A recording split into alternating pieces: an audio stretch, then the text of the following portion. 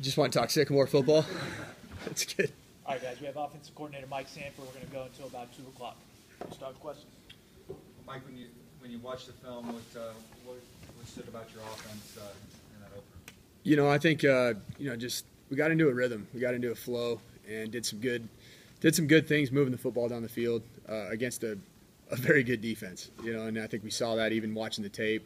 It was actually a pretty improved defense from the year before. I think they'd gotten better as a tackling defense. So, when you look back at it, you get in a flow, you move the football pretty consistently. You're not suffering from a consistent lack of of drives and continuity offensively, but not finishing. It's basically the same thing that you see after the game. You felt like you did some good things, but at the end of the day, you got, we're, as an offense and me as an offensive coordinator, we're here to score points, and a lot of them, and we didn't. But, I also think that, we controlled the football pretty well. Against a team that physically imposing, to have, a time of possession advantage that much, I think it speaks volumes to the kind of physical play that we're capable of bringing to the table. But then if you combine that time of possession with 4 turnovers, it's just not a good recipe, and it's a great recipe, and I've been a part of a similar recipe to that when you do, control the clock and you have good time of possession, but you got to score, you obviously got to score and you can't turn the football over. So those, the red zone woes in that game, we're learning from it. We're going to emphasize it this week, and I think we'll be better because of it moving forward. You guys moved the ball but didn't have the big plays. What do you need to do to create maybe a couple more big plays? Yeah, well, we actually ended up having 9 explosive plays, and against a defense like that, that's pretty good, and the way we define explosive plays. But those got to end in touchdowns, and that's a good thing that we were able to have 9 plays that were, essentially 12 or more in the run game and 16 or more in the pass game. Those are good plays to have, but we're asking our skill position players not to just get what the play's designed for, and and against a defense like that with essentially everybody back that's played together and it's it's battle tested and it's, they're really good tacklers. It's hard to break some of those tackles, but that's what we got to do. Our skill position players have to take great pride in making more out of what is designed for the play. When you watch the interceptions on film, obviously one of them was tipped. The other 3, how do you evaluate what Grant did on those 3 plays? Yeah, just the red zone one early was a bad decision, and we've obviously talked about it and put it to rest, but we're going to bring it with us the rest of the year in terms of learning from the situation. You just can't throw the ball up in the end zone, even if you're trying to throw it out of the back of the end zone. That's just a situation where we know down in the red zone they're bang plays, and at the end of the day, every drive has to end in a kick. We believe that, whether it's a field goal or whether it's a punt, every drive ends in a kick. Ideally, the most preferred kick is a PAT, and that's what we're working towards, is getting our PAT unit trotted out there a whole lot more. But the other 2, I think we made an emphasis. Obviously, we were trying to generate some big plays, and 2 of the interceptions were shot plays down the field, and we just technique-wise, both at receiver and at quarterback, on the backed up go route that we threw, we missed out on some technique stuff that we'd worked on, and we got that corrected. We're going to make sure that doesn't ever happen again. Exactly what that is, that's coaching stuff. But and then the other one that we were trying to throw to Matt, we're trying to generate a big play, and quite frankly, their nickel number 12 made a great play, and not many guys have that kind of discipline on a hard run action to stay that soft. So we got to throw that ball out there a little bit more and not leave those things up in the air. You said after the game that was your game plan, kind of stick with Jay and Shane and Matt. But how much do you need the other guys to step up, and can Jay realistically take 32 touches a game and hold up for the whole season? Yeah, I think that game, just especially with us going against an opponent, we feel like we're in the game until middle of the 4th quarter, close into it. You want to ride your horses, so I don't doubt what we did there, or second guess what we did there, because if you put a bunch of guys that aren't battle tested out there and they make a ton of mistakes, then what the heck are you doing? Not feeding the ball to Jay and Matt and Shane and all those guys. But in reality, you're absolutely right. We need to get more guys involved, and we try to at times. I think there's also, as a quarterback, there's some familiarity and some comfort level with some of those players for Grant as well.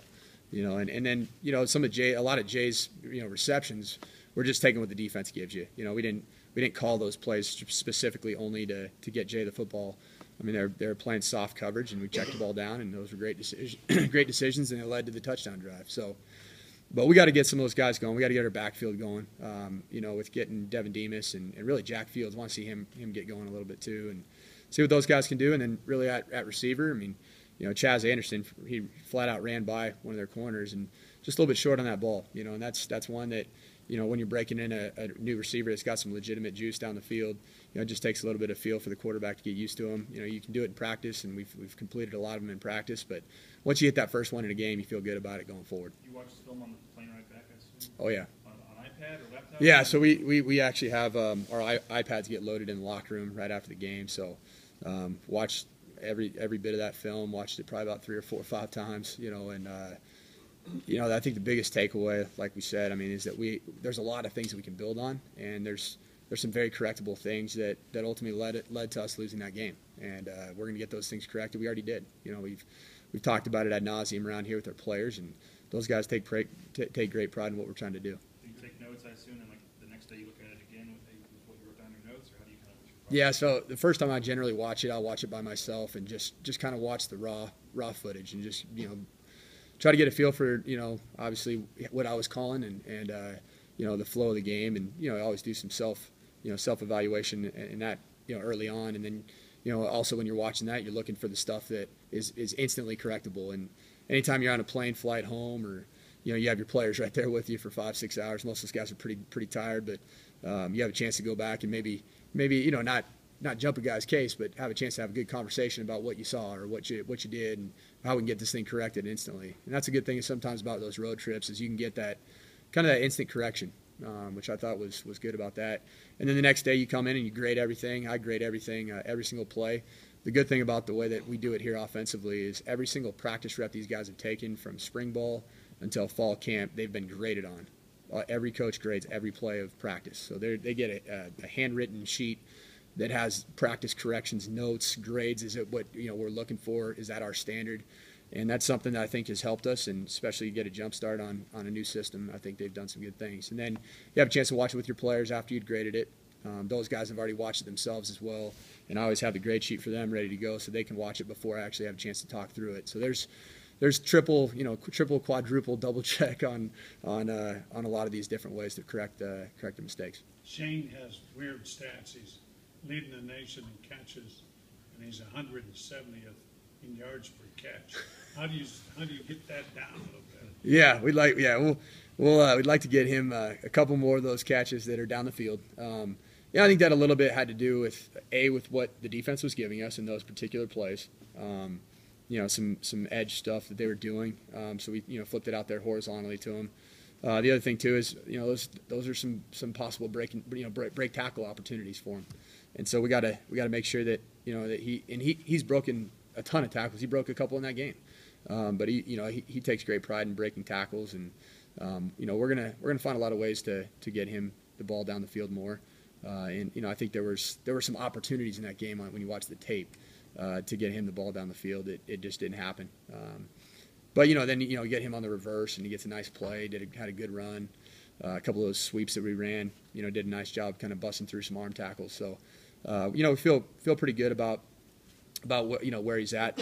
The thing with yards per catch, I mean, some of those are basically run plays, and so when you're looking at 4 or 5 yards a catch on some of those are called run plays, and those are efficient plays at the end of the day. But he is a receiver first and foremost, and we're going to get him involved and down the field and passing him. You guys got Jay being on field for 85 plays, or the fact that Timmy Lachey had 47 combined touches. Was there a certain advantage to maybe a freshness, considering they are coming out of summer and they're not this is in the middle of the season? You talk about riding your horses. Did that allow you to do that? Was there a freshness there? I was absolutely impressed with the way that we came out and physically conditioned. I thought we